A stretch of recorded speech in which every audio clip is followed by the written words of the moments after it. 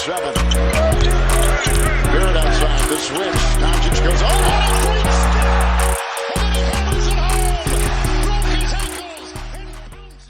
What's going on, guys? Welcome back to a brand new video. I hope you guys are doing well. I apologize if you hear anything in the background. But yeah, the Knicks come out with the W, much needed W. At Madison Square Garden, 2 in a row. We're back at 500. We go on to beat the Toronto Raptors in a big time scare. Let's just say we did not execute on 48 minutes of basketball, but we did step up when it mattered most. But you just take a look at this ball game. It was definitely the Julius Randle show in the first half. Second half we'll get into. It was just absolutely abysmal. But it was pretty much R.J. Barrett, Julius Randle in the first half of that basketball game. Nerlens Noel provided a lot defensively, and he actually played solid offensively. It looked like his touch wasn't bad. He was actually doing a solid job catching the basketball, because we know he can't catch the basketball. But of course, at the end of the game, crucial turnover. But yeah, we're up 18 points at one point in this game.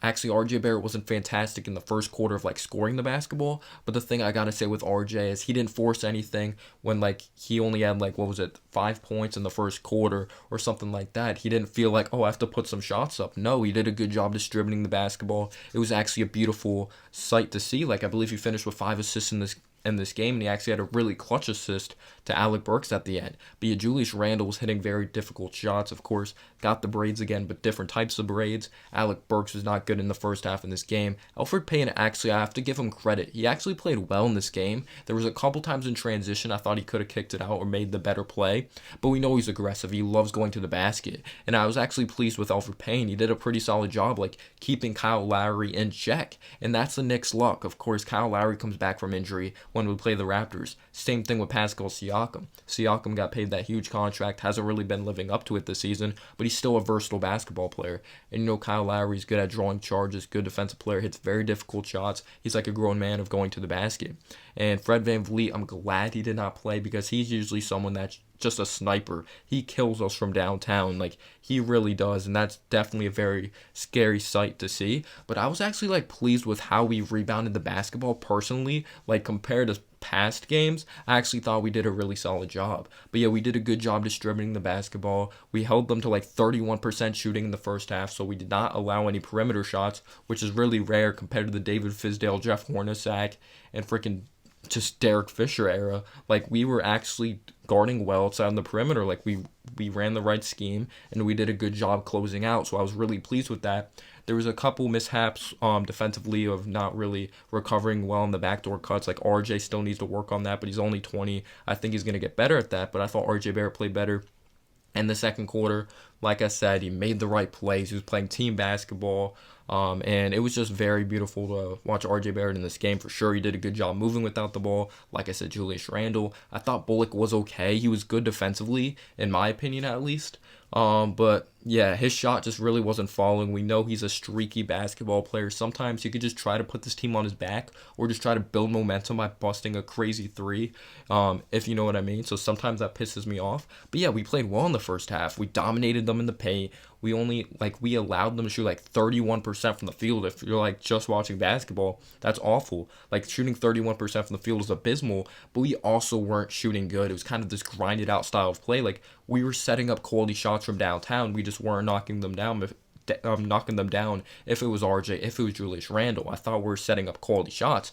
They just were not going down whatsoever. But yeah, at one point we're up 18 points in this game. I thought everything was flowing well. Noel showed nice touch. Elfrid Payton getting to the cup. R.J. Barrett, but Alec Burks actually did not play well in this game, and it was kind of weird. Knox actually got the minutes over Obi, even though when Obi was in there, I actually didn't think he played bad. Again, he's still progressing as a player. He may just end up being solid, but that's what we need. We just need him to look like a solid NBA player when it comes to contributing off the bench. But yeah, the third quarter was absolutely disgusting. It actually looked well, looked good.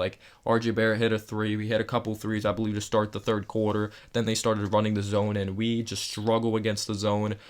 Derrick Rose actually had a couple nice plays, but the Raptors actually allowed some passes that you shouldn't allow when it comes to running the zone, how you're just able to throw it so easily down low, especially in the middle of the defense. You shouldn't allow that to happen when it comes to the zone of running that in basketball. But yeah, we just could not allow quality shots. We weren't able to create quality shots. Julius Randle he never knows what to do in the zone like whatsoever. Sometimes he could hold on to the ball too long. It results in a turnover, and it definitely doesn't help when you don't really have these guys on a consistent basis that could score for themselves, and they're actually resulting in double teaming Julius Randle. And I think not like in the third quarter, Julius Randle had 0 points, and he was like excellent in the first half of the basketball game. But yeah, like up until the third quarter, like he didn't score a single point in the third quarter, but then eventually he did score in the fourth. But I thought RJ Barrett played excellent in the third quarter, except defensively. And defensively, he was definitely not the greatest. Malachi Flynn actually came in and just was like putting up flamethrowers. I believe he went to San Diego State. He's only shooting like 22% from three this season, but he actually has a sniper. You just look at him play, like you're just like he could shoot. Like just because his percentages are saying that, and Tom Thibodeau may have told them like, make sure like he doesn't have confidence, like sag off him and like make it feel like he can't shoot when he really can. But he was actually hitting difficult shot after difficult shot, even when we're playing defense on him. I have to give credit to him. Also, Gary Trent Jr. was amazing in this game. Like he was hitting difficult shots. I believe he had over 20 points, getting to the cup, hitting contested mid-range jumpers from downtown as well. Chris Boucher, he's like top 5 in shot blocking. But Nerlens Noel also had 4 blocks in this game, even though he kind of did have a costly goaltend as well. But yeah, just like at one point they cut it to 6 and then they cut it to 2. It was just disgusting. When you're up 18 points, you don't take your foot off the gas, or you play smart, disciplined basketball for 48 minutes, and that was not the case for the New York Knicks. But yeah, entering the fourth, to close out the third quarter, the Raptors went on this 10-0 run. It was just abysmal. It was awful, and I was like, gosh, now they have these experienced players in the finals. Like, they know what winning basketball is about. If it's a Kyle Lowry, if it's also like a Pascal Siakam coming off of like winning an NBA championship like a couple seasons ago, so they have this winning pedigree. They have good experience of Nick Nurse, but Tom Thibodeau's also been in the league for a long time.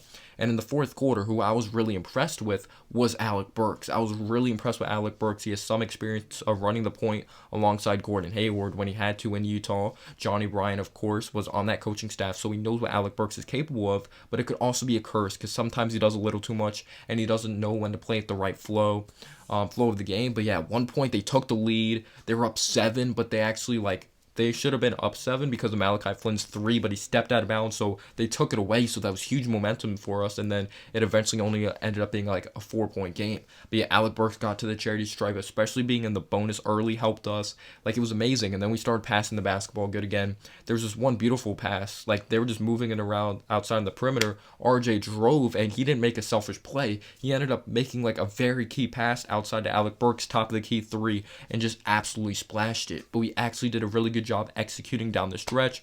Freaking RJ Barrett, like Kyle Lowry actually ended up having this really good drive to the basket. He cut it to a 2-point game with like 50 seconds left, and then great ball movement once again. Good recognition by Julius Randle, not making a selfish play. Kicked it out to RJ in the corner. Clutch 3 once again, which is just amazing. And I don't get where people are getting this narrative that RJ Barrett isn't clutch. He's only 20, and he's proven to hit clutch shots this season. If it's against the Nets, we may have not won those games, but he was a huge reason like we came back in those games at the end. The Celtics game, of course, the latest game we just played.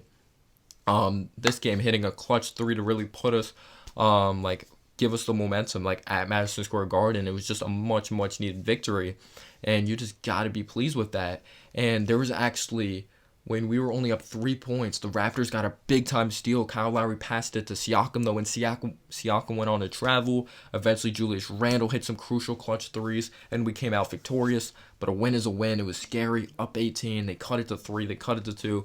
It was just scary. But thank you guys so much for tuning in, and I hope you guys have a great night. Thank you so much for the great amount of support. Buzzer Beater, Joshua Craig, Nick Central, Shuntaro, just like Bray Pan. Thank you guys so much, and have a great night.